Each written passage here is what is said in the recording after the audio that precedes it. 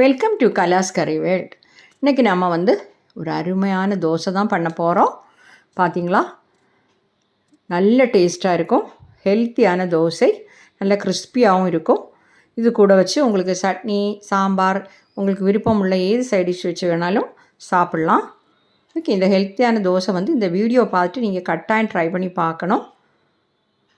அது என்ன வச்சு பண்ணியிருக்கிறோம், எப்படி பண்ணுறோங்கிறத நம்ம வீடியோவில் பார்க்கலாம். அது நீங்கள் பார்த்துட்டு ட்ரை பண்ணி பார்த்துட்டு நீங்கள் உங்கள் ஃபீட்பேக்கையும் தெரியுங்க. என்னோடய சேனல் சப்போர்ட் பண்ணுறதுக்கு மறந்துடாதீங்க. ஓகே, அதை எப்படி பண்ணுறதுங்கிறது பார்க்கலாம் வாங்க. இந்த ரெசிபி பண்ணுறதுக்காக இந்த மாதிரி ஒரு பீஸு எடுத்துருக்கிறேன். இதில் நம்ம நிறைய வெரைட்டிஸ்லாம் பண்ணுவோம். தேங்காய் போட்டு, இங்கே கேரளாவில் தோரன்னு சொல்லுவாங்க, தேங்காய் போட்டு பண்ணுறது. அப்புறம் பொரியல் பண்ணலாம். அது குழம்பு, தேங்காய் அரைச்ச குழம்பு பண்ணலாம். இதை போட்டு நல்லா இருக்கும். ஓகே, நிறைய கறியெல்லாம் இதில் வச்சு பண்ணலாம். இப்போ நம்ம பிரேக்ஃபாஸ்ட்டுக்கும் டின்னருக்கும் சேர்ந்த ஒரு ரெசிபி தான் பண்ண போகிறோம். இப்போ முதல்ல நாம் இதை நீட்டாக கட் பண்ணணும். கட் பண்ணது எல்லாருக்கும் தெரிஞ்ச விஷயந்தான், ஆனால் பிகினர்ஸுக்காக காட்டுறேன். இந்த 2 சைடும் கட் பண்ணி த்ரோ பண்ணிடலாம்.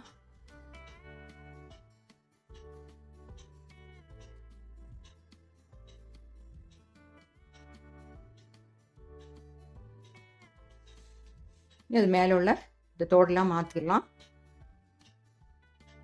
மாற்றும் போது இப்படி கிடைக்க பாருங்க. இதை சின்னதாக ஒரு தின்னான ஒரு ஸ்கின் மாதிரி இருக்கும், அதையும் கத்தி வச்சு இந்த மாதிரி எடுத்துடலாம்.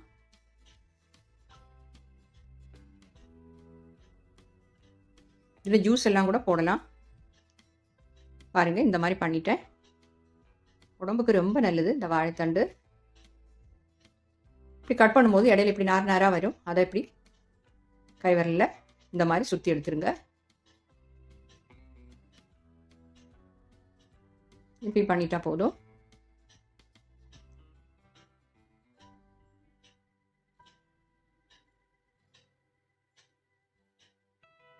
எல்லா பீஸும் கட் பண்ணும்போது இந்த மாதிரி வரும், அதை இப்படி நம்ம மாற்றிடலாம்.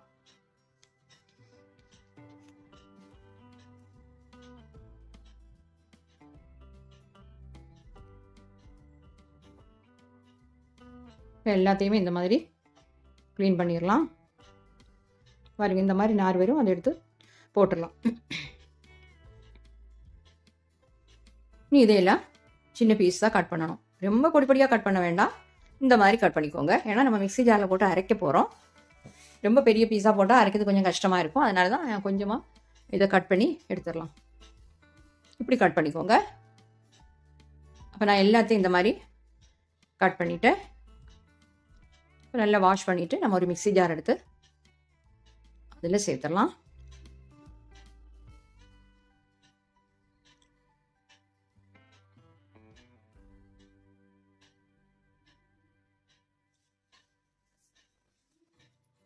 இப்போ இது கூட நாம் ஒரு 1/2 டீஸ்பூன் சோம்பு சேர்க்கணும். ஸோ ஒரு 1/2 டீஸ்பூன் வேண்டாம், ஒரு 1/4 டீஸ்பூன் போதும். ஏன்னா நம்ம கொஞ்சமாக தான் எடுத்துருக்குறோம், அதனால் ஒரு 1/4 டீஸ்பூன் சோம்பு, 1/4 டீஸ்பூன் சீரகம்,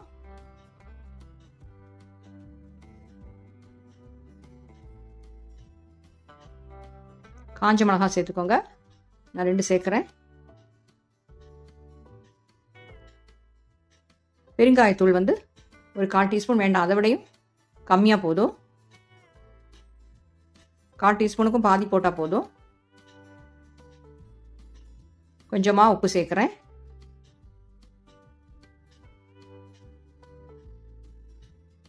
இப்போ தண்ணி சேர்க்கணும்னு தேவையில்லை, நல்லா அரைச்சிட்டு வந்துடலாம். ஒரு பீஸ் இஞ்சி கூட சேர்க்கணும், அதை விட்டு போச்சு. அதை நான் இப்போ சின்ன ஜாரில் மாற்றி அரைச்சி எடுத்துட்டேன், அதான் சீக்கிரமாக அரைஞ்சி கிடச்சிது. இப்போ 2 கப்பு தோசை மாவு எடுத்துருக்கிறேன். நம்ம எப்போவுமே வீட்டில் யூஸ் பண்ணக்கூடிய தோசை மாவு. அது கூட நம்ம இப்போ அரைச்சி வச்சிருக்கக்கூடிய அந்த வாழைத்தண்டு பேஸ்ட்டு சேர்த்துடலாம்.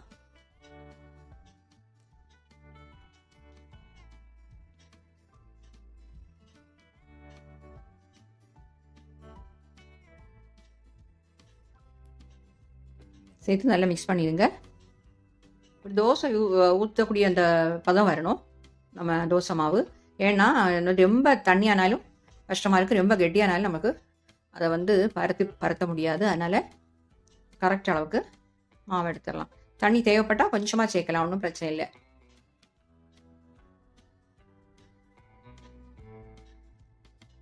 பாருங்க, இந்த மாதிரி ரெடி பண்ணிடலாம். அதுக்காக ஒரு தோசை பேன் சூடு பண்ண வச்சுருக்கிறேன். இதில் வந்து கொஞ்சம் ஆயில் கிரீஸ் பண்ணி கொடுக்கலாம்.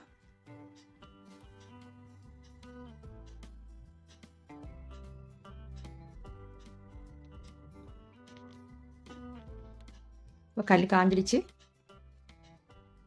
தோசை மாவு ஊற்றிடலாம். அருமையாக இருக்கும் இந்த வாழைத்தண்டு தோசை. கட்டாயம் பண்ணி பாருங்கள், ஹெல்த்தியானதும் கூட. காரம் உப்பு எல்லாமே இதில் இருக்குது.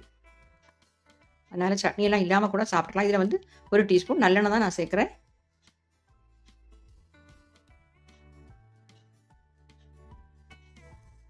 நல்லா வேகட்டும். சீக்கிரமாக வெந்துடும், டைம் எல்லாம் ஆகாது. பாருங்கள், அந்த சைடு நல்லா சோந்து வச்சு திருப்பி போட்டுட்டேன். திருப்பி போடாமே நமக்கு இந்த தோசை பண்ணலாம். பாருங்கள், 2 சைடும் நல்லா வெந்துடுச்சு. பிளேட்டுக்கு மாற்றிடலாம். சூப்பராக கிடச்சிருக்கு பாருங்கள் வாழைத்தண்டு தோசை.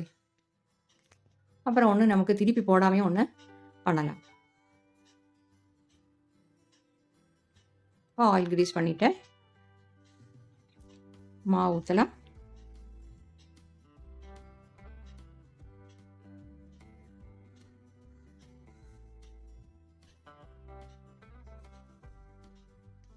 ஆயில் சேர்த்துக்கலாம். 1 டீஸ்பூன் போதும்.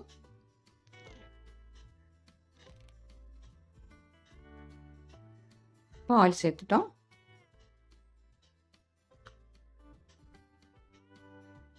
இதை வந்து நாம் இப்போ மூடி வைக்கணும்.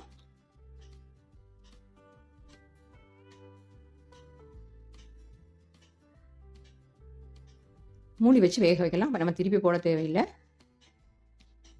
1 நிமிஷம் மூடி வச்சா போதும். பாருங்க, இந்த மாதிரி டைமில் மூடி வைங்க. பாருங்கள், அந்த சைடெலாம் நல்லா சிவந்துடுச்சு. இப்போ வந்து மடித்து எடுத்துட வேண்டியதுதான். பாருங்கள், சூப்பரான டேஸ்டியான ஈஸியான பிரேக்ஃபாஸ்ட் டின்னர் எதுக்கு வேணாலும் நம்ம சாப்பிட்லாம். ஓகே, கட்டாயம் ட்ரை பண்ணி பாருங்கள். பார்த்தவங்க ஃபீட்பேக்கை தெரியுங்க. ஓகே, ஹெல்த்தியான தோசை. வாழைத்தண்டெல்லாம் சாப்பிடாத குழந்தைகளுக்கும் எல்லாம் இப்படி கொடுக்குறது ரொம்ப நல்லது. இந்த மாதிரி பண்ணி கொடுத்தா எல்லோரும் சாப்பிட்டுடுவாங்க. இது கூட சட்னி ஏதாவது வச்சு சாப்பிடலாம். இல்லை குழந்தைகளுக்கு தனியாகவும் இதை கொடுக்கலாம். ரொம்ப டேஸ்ட்டாக இருக்கும். Okay, thank you.